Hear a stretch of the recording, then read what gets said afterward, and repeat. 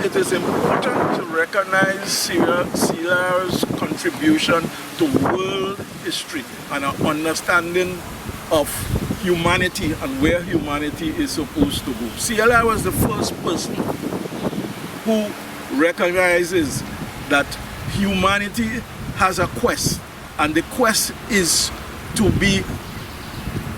gain fulfillment for mankind. And that fulfillment, he says, is when mass democracy comes. In other words, he was totally against the question of minority groups holding power and, in fact, exploiting the masses at the roots.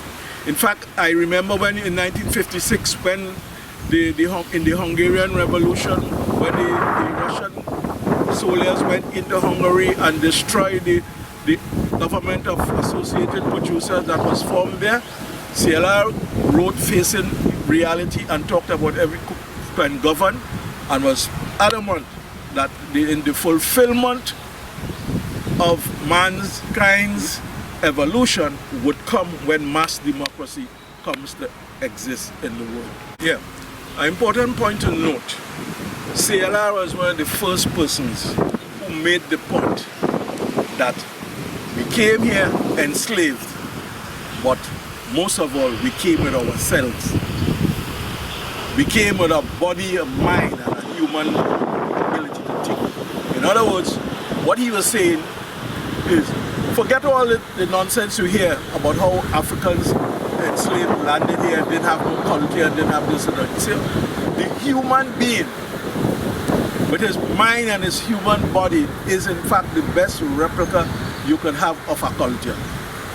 And he proved it. He said in the slave plantation, the whole process of producing sugar was an integration social production process in where you had to have people testing the sugar, you had to have mechanics, you had to have this, all forms of specialists involved.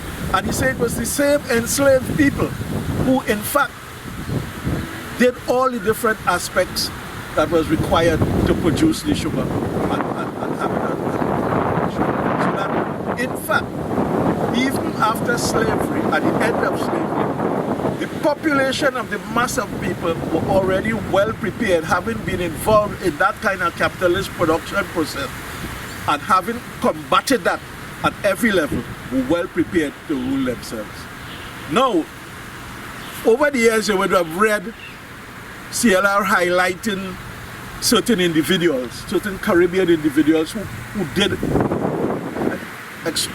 a lot of things intellectually and whatnot, and he praised them and whatnot. But I wanted to remind you that when he praised individuals, it didn't mean that individuals must end up ruling these individuals, or the talented tent, as they used to say with Du Bois and Bukka T. Washington in the States, used to identify the preparation of a talented tent.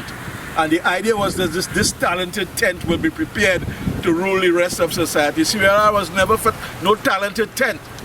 He highlighted the individuals from the Caribbean who created a lot of serious studies, but he didn't reflect them as being people to rule. What he said is that the fact that they emerged out of the mass, just out of slavery, meant that the mass itself was prepared to rule, and everybody could govern.